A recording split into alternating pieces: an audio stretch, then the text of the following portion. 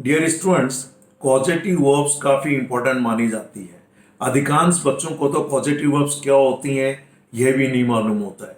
सामान्यतया schools and colleges में causative verbs नहीं पढ़ाई जाती हैं। कॉजेटिव वर्ब्स का मतलब जब हम कोई कार्य अन्य व्यक्ति से करवाते हैं, हम खुद नहीं करते। जैसे कि मान लीजिए यहाँ पर कुछ सेंटेंस और कुछ वर्ब्स पे ध्यान दीजिए। जैसे कि ग्रो का मतलब उगना, जैसे तो बढ़ना भी होता है, पर जैसे we grow plants in rainy season, हम रेनी सीजन में प्लांट्स उगाते हैं। So here the grow means उगाते हैं and it's a transitive verb. यहां पर वर्ब के साथ ऑब्जेक्ट लगा, we grow plants in rainy season. But the same verb grow can also be used as an intransitive verb. For example, plants grow in rainy season. Plants rainy season में उगते हैं। सो उगना और उगाना, पर मैंने कहा उगवाना। जैसे मैं रेनी सीजन में मजदूरों से पौधे उगवाता हूं, तो यहां उगवाना means it shows the involvement of सब अनदर पर्सन। इनको हम लोग पॉजिटिव वर्ब कहते हैं, to cause somebody to do something. तो आइए, पहले आप पिछले चैप्टर में आप हैव को एक तरीके से पॉजिटिव वर्ब्स के सारे स्ट्रक्चर्स हैव के सीख चुके थे कि किस तरीके से हैव का यूज पॉजिटिव वर्ब्स में किया जाता है। और दो स्ट्रक्चर होते हैं हैव के। आज के इस वीडियो लेसन में हम लोग make as a positive verbs detail में हम लोग सीखेंगे। तो क्या होती है पॉजिटिव वर्ब्स, एक बार मैं ब्रीफ कर दूं। सबसे पहले आप लोगों के सामने स्क्रीन पे आप ध्यान से देखिए कि जैसा ही मैंने कहा उगना और उगाना, यानी दोनों के लिए ग्रो। उगवाना तो ये पॉजिटिव वर्ब के रूप में यूज होगा। जलना में टू बर्न, यानी जलना और जलाना। लेकिन जलवाना ये पॉजिटिव वर्ब्स हो जाती है। खोलना और खुलना, ओपन यूज कर सकते हैं, I open the door opened, मैंने दरवाजा खोला और दरवाजा खुल गया। लेकिन मैंने दरवाजा नौकर से खुलवाया तो खुलवाना। टू शेक, हिलना और हिलाना, लेकिन हिलवाना। In the same way fly, उड़ना और उड़ाना। जैसे birds fly in the sky, तो पक्षी स्काई में, आकाश में उड़ते हैं। वी फ्लाई काइट्स, हम पतंग उड़ाते हैं। लेकिन उड़वाना तो अलग हो गया। इन द सेम मैनर लिखना, टू राइट, लिखाना, to dictate. The same way पढ़ना, यानी टू स्टडी या टू रीड। लेकिन पढ़ाना, टू टीच। सो पढ़ना और पढ़ाना, लेकिन पढ़वाना, जैसे मैं अपने बच्चों को ट्यूशन पढ़वाता हूं। टू डाई, मरना, इंट्रांजिटिव वर्ब है। टू किल और टू मर्डर, किसी अन्य को मारना। लेकिन मरवाना, जैसे उसने अपने पति को मरवा दिया। तो ये सब पॉजिटिव वर्ब्स। ठीक है, ऐसे यहां देखिए धोना, धुलाना और धुलवाना। सो धोना टू वॉश, धुलाना और धुलवाना पॉजिटिव वर्ब्स हैं।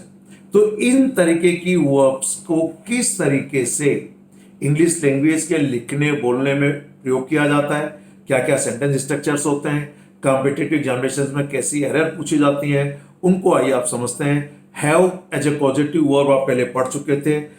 इसके दो स्ट्रक्चर इंपॉर्टेंट हैं। कोई कार्य किसी व्यक्ति से करवाना, here this particular person is very important, ठीक। और कोई किसी व्यक्ति से या कोई कार्य करवाना, तो यहां पर जो है एक तरीके से कोई कार्य, और कोई कार्य किसी व्यक्ति से करवाना या किसी व्यक्ति से कोई कार्य करवाना। It means to have something done by somebody और to have somebody do something, ठीक। आइए, आज पॉजिटिव वर्ब्स है, मेनली तीन इंपॉर्टेंट पॉजिटिव वर्ब्स हैं, मेक, गेट और हैव। साथ में हेल्प और एलिटी, लेट जैसे भी पॉजिटिव वर्ब्स होती हैं। अब हम लोग आगे आज मेक का use as a positive verbs detail में सीखते हैं। आइए, make as a positive verbs. इस मेक का एक ही स्ट्रक्चर होता है, वो होता है एक्टिव वॉइस, ठीक है। जैसे जब आप किसी अन्य व्यक्ति से कोई कार्य करवाते हैं, और यह कार्य करवाने के पीछे थोड़ा सा कहना चाहिए फोर्सफुल बात होती है, दबाव होता है, प्रेशर होता है, या कोई छोटा मोटा काम किसी को पैसे देके करवाते हैं, या आप जबरदस्ती अपनी अथॉरिटी का यूज करके कोई काम करवाते हैं, तो हम सामान्यतः मेक का यूज करते हैं। ठीक, आइए पहले कुछ मैं आपको एग्जांपल्स बताऊं। जैसे मान लीजिए आप सर्कस में जाते हैं। सर्कस में जोकर क्या करता है, आपको हंसाता है। ठीक है, तो जैसे एक सेंटेंस मैंने यहाँ पे लिखा है, the joker makes the people laugh. तो ये जोकर मेक्स, ये अभी फिलहाल मेन वर्ब के रूप में यूज हुआ है। उसके बाद ऑब्जेक्ट के रूप में व्यक्ति, एक व्यक्ति, दो व्यक्ति, ज्यादा जो भी है, somebody, and then base form of the verb. So the joker makes the people laugh. It means joker लोगों को हंसाता है, खुद नहीं हंसता है, हंसाता है। अब हंसाने के बाद खुद हंसे तो बात अलग है, पर सर्कस में जैसे कहना, यार ये मूवी तो बहुत इमोशनल है, इसने तो मुझे रुला दिया। So the movie is very emotional, it made me cry. So it made me cry, it made me cry. Look at the structure. It doer है, फिल्म के लिए यूज हुआ है, मेड पास्ट में यूज किया है, किसको, मुझे, क्राई, रुला दिया, and we are using base form, first form. ठीक, I have one by one सारे सेंटेंस देखते हैं। The senior students made me dance in the class, कि मेरे वरिष्ठ विद्यार्थियों ने, जो मेरे सीनियर्स थे, उन्होंने मुझे कक्षा में नचाया, खुद नहीं नाचे। अब वो एज ए रैगिंग या फोर्सफुली अपनी दादागिरी से दबाव डालकर आपको क्लास में नचा दिया। डांस यानी नाचना, यहां मीनिंग आ रहा नचवाना। सीनियर स्टूडेंट्स ने मुझे क्लास में नचाया, खुद की विलिंगनेस नहीं थी, ये मान लीजिए। ये उन सीनियर स्टूडेंट्स की दादागिरी थी, उनका दबाव था, उनका प्रेशर था। क्लियर, जोर जबरदस्ती थी। अगर किसी व्यक्ति को पैसा देकर काम करवाएं जोर जबरदस्ती, तो भी अपन इसका यूज करते हैं। तो मीनिंग है the senior students made me dance in the class. Next आइए, our teacher makes us stand on the bench. हमारा टीचर हमें बेंच पर खड़ा कर देते हैं। Suppose some students come late every day, और suppose they don't actually do their homework. So as punishment क्या करते हैं टीचर के बाद, जाइए कॉर्नर पे खड़े हो जाइए, बेंच पे खड़े हो जाइए, धूप में जाके खड़े हो जाइए। खुद खड़े नहीं होते, बल्कि दूसरे लोगों को या स्टूडेंट्स को एज पनिशमेंट खड़ा कर देते हैं। तो यहां पर as punishment our teacher makes us stand on the bench. तो यहां पर ये अस आना जरूरी है, और teacher makes us stand on the bench. Clear, कि टीचर हमें बेंच पर खड़ा कर देते हैं। और थर्ड नंबर का आप पढ़ चुके हैं कि जोकर लोगों को हंसाता है। नहीं, देखिए फ्यूचर में है, ये प्रेजेंट पास्ट फ्यूचर सब में हो सकता है। ये पास्ट में है, ये प्रेजेंट में है, ये अगेन प्रेजेंट में है, अब ये फ्यूचर है। और आप यहां पर विल की जगह जो दूसरी मॉडल वर्ब्स है उनका यूज भी कर सकते हैं। Clear, so I will make the students work hard. इसका मतलब मैं स्टूडेंट से कड़ी मेहनत करवाऊंगा, मैं खुद नहीं करूंगा, ये मान लीजिए। I will make whom the students do what, work hard. Remember, in this structure we always use base form, first form, to form after this object. In competitive examinations generally infinitive verb with to is given, यहां पे दे देंगे to laugh, to work, to stand, वो गलत हो जाता है। Competitive examinations में अनेक बार ये एरर पूछी जा चुकी है। सेंटेंस स्ट्रक्चर है, क्लियरली देखिए, जो भी सब्जेक्ट है सिंगुलर प्लूरल, तो यहां टाइम और टेंस के हिसाब से मेक का यूज कीजिए। पास्ट है तो मेड, सिंगुलर सब्जेक्ट है प्रेजेंट इंडेफिनिट है तो मेक्स, परफेक्ट टेंस है तो हैज हैव हैड के बाद थर्ड फॉर्म, कंटिन्यूअस है तो इज आर एम वाज के बाद आईएनजी फॉर्म, और अगर मॉडल वर्ब है तो मॉडल वर्ब इनके ठीक पहले I will make, I must make, I should make. So make somebody do something, कोई टू फॉर्म नहीं है, first form of the verb. ठीक, तो यहां टू वर्क या टू लाफ या टू स्टैंड या टू डांस कह देना गलत हो जाए। ठीक, आइए नेक्स्ट सेंटेंस और देखते हैं। He made me apologize. ध्यान दीजिए, कुछ लोग इसको बोलते हैं apologize. This is not guys and this is not Apollo. Apologize, he made me apologize, उसने मुझसे माफी मंगवाई। सो या कोई टू नहीं लगा हुआ, ध्यान दीजिए यहां पर। He made me apologize. ठीक, और अगला सेंटेंस देखिए, you will make me miss my train, मुझसे तुम मेरी ट्रेन मिस करवा दोगे। मान लीजिए आप ट्रेन के लिए कहीं जा रहे हैं रेलवे स्टेशन, उन्होंने कहा बस 5 मिनट रुक जाओ, हमने कहा यार ट्रेन छुड़वाओगे क्या? तो ऐसा सामान्य बातचीत में भाई ट्रेन छूट जाएगी, ट्रेन छुड़वाओगे क्या? So you will make me miss my train. Look at all the sentence structures and remember all the sentence structures में क्या हुआ है? Subject, then make as per the tense and the subject. Somebody, व्यक्ति आया, something नहीं use किया मैंने अभी फिलहाल यहां पर। somebody, ये एक्टिव वॉइस है, यहां पर somebody है, ये व्यक्ति इस व्यक्ति से ये वाला काम कराता है या करवाता है। ठीक, फिर मीनिंग समझ लीजिए। This particular subject means person, इस व्यक्ति से ये वाला काम कराता है, करवाता है, करवाया, करवाना चाहिए, करवाएगा। और ट्रांजिटिव वर्ब है तो ऑब्जेक्ट, इंट्रांजिटिव वर्ब है तो ऑब्जेक्ट नहीं आएगा। क्लियर? इस सेंटेंस के पैसिव वॉइस भी बनता है, क्योंकि यहां पर मेक ट्रांजिटिव वर्ब के रूप में यूज हुआ है, जिनमें किसी व्यक्ति को ऑब्जेक्ट के रूप में यूज किया। जैसे यहां मेड का ऑब्जेक्ट है, सॉरी ये मी होना चाहिए, ये me. The senior students made me dance in the class, तो ये ऑब्जेक्ट है। यहां पर ऑब्जेक्ट है अस, इसमें ऑब्जेक्ट है द पीपल। मेक के ऑब्जेक्ट है ये सब। यहां पर इस मेक का ऑब्जेक्ट है द स्टूडेंट्स, यहां पर इस मेड का ऑब्जेक्ट है मी, और यहां इस विल मेक का ऑब्जेक्ट है me. You got the point? और पैसिव वॉइस में क्या होता है? जो सब्जेक्ट है उसे ऑब्जेक्ट बना देते हैं, जो ऑब्जेक्ट उसे सब्जेक्ट बना देते हैं। इन सभी जो ऑब्जेक्ट के रूप में मेक के बाद यूज हुए हैं, जैसे आइए इस सेंटेंस स्ट्रक्चर को देखिए। जब इसे पैसिव वॉइस में चेंज करेंगे तो ये somebody को हम सब्जेक्ट बना देंगे। क्या करेंगे? somebody will be the subject, somebody will be the subject, यानी ये सब्जेक्ट की जगह आ जाएगा।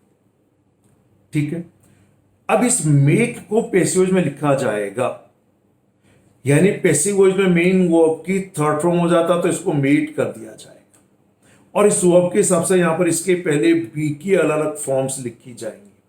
और अब ये जो फर्स्ट फॉर्म है, जब इस मेक को पॉजिटिव वर्ब के एक्टिव वॉइस में यूज करते हैं तो यहां फर्स्ट फॉर्म आएगा विदाउट टू। लेकिन जब इस मेक को पैसिव वॉइस में यूज करते हैं तो फिर ये जो वर्ब है इसे टू फॉर्म में लिखा जाएगा। जैसे ये कुछ एग्जाम्पल देखिए आपके सामने, ये पैसिव स्ट्रक्चर्स है। यहां पर मैं आपको देखिए कुछ एग्जाम्पल समझा दूं पहले, ताकि so that you can understand it well. मान लीजिए मैंने यहां पे कहा आई मेड राम रन, मैंने राम को दौड़ाया। रन फास्ट भी कह सकते हैं अगर एडवर्ब है तो। I made Ram run fast, मैंने राम को तेज दौड़ाया।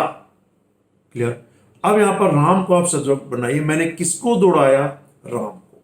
सो Ram has become the subject here. Which tense is here? This is past indefinite. Clear?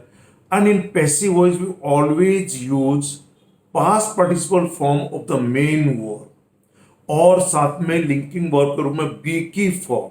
ये पास्ट इंडेफिनिट है तो यहां पर बी की पास्ट फॉर्म राम के लिए वॉज लिखी जाएगी। अब इसको एक्टिव पैसिव का चैप्टर डिटेल में और पढ़िए, so that you can understand this concept well. ठीक, और यहां पर आ जाएगा मेड। अब यहां आई को लिखने की जरूरत भी नहीं, अब सिंपली कह सकते हैं राम वॉज मेड, और अब ये जो अकेला पहले रन था, first form of the verb without to, अब ये टू फॉर्म में चेंज हो जाएगा, टू रन फास्ट। जरूरत पड़े तो बाय मी करके लिख दीजिए। सेंटेंस बन गया Ram was made to run fast, Ram को तेज दौड़ाया गया। हो सकता मेरे द्वारा और किसी अन्य व्यक्ति द्वारा। ये एक्टिव स्ट्रक्चर है, ये पैसिव स्ट्रक्चर। ठीक, अब देखिए इसका पैसिव बनाना है। मान लीजिए me is the object here, जब इसको सब्जेक्ट बनाएंगे तो मी का आई हो जाएगा। ये पास्ट इंडेफिनिट है तो यहां पे आई वॉज मेड। क्लियर। और ये जो अपोलोजाइज, जो फर्स्ट फॉर्म में से टू फॉर्म में चेंज करेंगे तो ये हो जाएगा टू अपोलोजाइज। ये पैसिव हो गया। अब इन सभी का पैसिव बना दे। मान लीजिए कहा गया माई senior students made me dance in the class, तो इस मी को सब्जेक्ट बनाएगा तो सेंटेंस बन जाएगा I was made to dance in the class by my senior students. So I was made to dance by senior students. इसको देखिए, our teacher makes us stand on the bench, so we, ये present में है, so are made, so we are made, क्या बन जाएगा we are, क्योंकि present है इसलिए are made, we are made to stand on the bench by our teacher. Joker makes the people laugh, so the people are made to laugh by the joker। क्या बन जाएगा इसका sentence? The people subject बनेगा, the people are made, ये present indefinite है तो यहां हो जाएगा are made, the people are made to laugh. अब ये टू लाफ हो जाएगा। यार फ्यूचर है, जैसे I make the students work hard, student subject बनेंगे, विल का विल ही रहेगा और बी लग जाएगा और इसकी थर्ड फॉर्म हो जाएगी। सेंटेंस बनेगा the students will be made to work hard, the students will be made to work hard, लेकिन ये टू वर्क हो जाएगा। तो आइए, ये सेंटेंस स्ट्रक्चर है। उन्हीं सेंटेंस के पैसिव वॉइस जो मैंने यहां लिखे हैं, I was made to dance in the class by my senior students, ये इस पहले वाले सेंटेंस का पैसिव स्ट्रक्चर है। आप दोनों टेबल्स को देख सकते हैं। We are made to stand on the bench by our teacher, ये जो पहले सेंटेंस था उसका passive voice. The people are made to laugh by the joker, और सब में देखिए सभी में टू फॉर्म आ गया। फिर देखिए आप, to laugh, to work hard, the students will be made to work hard, we were made to sit straight, हमें सीधा बैठाया गया, the children are made to sleep, बच्चों को सुला दिया गया, our team was made to walk on a line, हमारी टीम को एक लाइन पर चलाया गया। अब स्ट्रक्चर देखिए पैसिव वॉइस का। सब्जेक्ट खुद जो पॉजिटिव वर्ब उसका परफॉर्मर है, ठीक है। यहां पर बी मींस बी की फॉर्म, इसके जो टेंस होगा एक्टिव वॉइस उसके हिसाब से ये इजारा मौजूद हो सकता है। देन मेक की थर्ड फॉर्म मेड, और उसके बाद आया to form of the verb, और फिर बाय डूअर या एजेंट करके चाहे तो आप लिख सकते हैं। ठीक, ये था मेक का यूज। ठीक, ये स्ट्रक्चर देखिए एक्टिव वॉइस का, subject, then make, then somebody, ठीक है, then first form of the verb without to. Passive voice करेंगे, this somebody means the object of this make will become the subject here. Somebody be made, be means इजारा मौजूद, और इस make की third form आती है passive voice, जो हमेशा B के बाद वर्ब की थर्ड फॉर्म पास्ट पार्टिसिपल का यूज होता है, यहां पहले पढ़ चुके हैं। एंड देन यहां पर है एक्टिव वॉइस में तो बेस फॉर्म है, लेकिन पैसिव वॉइस में टू फॉर्म लिखा जाएगा, to form of a verb. Got the point? ये था आपका मेक का पॉजिटिव वर्ब के रूप में यूज। ध्यान दीजिए, मेक मेन वर्ब के रूप में भी काफी इंपॉर्टेंट होती है, लेकिन जब हम कोई कार्य खुद न करके अन्य व्यक्ति से करवाते हैं, अब आप अंतर समझिएगा। हैव के बाद तो ऑब्जेक्ट के रूप में कोई व्यक्ति या एनिमल, प्लेस, थिंग, दोनों तरीके के ऑब्जेक्ट आ रहे थे। डायरेक्ट इनडायरेक्ट, जिन्हें डायरेक्ट होंगे वो ऑब्जेक्ट तो दोनों ही, पर कोई व्यक्ति भी हो सकता है, एनिमल, प्लेस, थिंग भी हो सकता है। उसके एक्टिव और पैसिव दोनों स्ट्रक्चर थे। लेकिन यहां पर मेन पहले मैंने कहा इसका एक्टिव स्ट्रक्चर है ये वी मेक, यानी यहां पे यूं भी लिख सकते हैं to make somebody do something, इसको आप लिख लीजिए to make somebody do something. Passive voice में क्या होगा कि somebody be made to do something, somebody be made to do something, ये पैसिव वॉइस। ठीक, तो दोनों स्ट्रक्चर काफी इंपॉर्टेंट है बोलचाल के हिसाब से। और आपने देखा होगा कॉम्पिटिटिव एग्जामिनेशंस के एक्टिव वॉइस में यहाँ टू लगा के दे देते हैं ऑब्जेक्ट के बाद जो बेस फॉर्म आना चाहिए, यानी यहाँ पर फर्स्ट फॉर्म की बजाय to form of the verb का यूज कर देते हैं, जो कि गलत है। यह था make as a positive verb. इसके पहले आप हैव का यूज समझ चुके थे, और अब हम लोग नेक्स्ट वीडियो में हम लोग get get as a positive verb के रूप में समझेंगे। ये बहुत इंपॉर्टेंट चैप्टर है, आपको अच्छे से समझ में आना ही चाहिए। Thank you very much, have a nice day.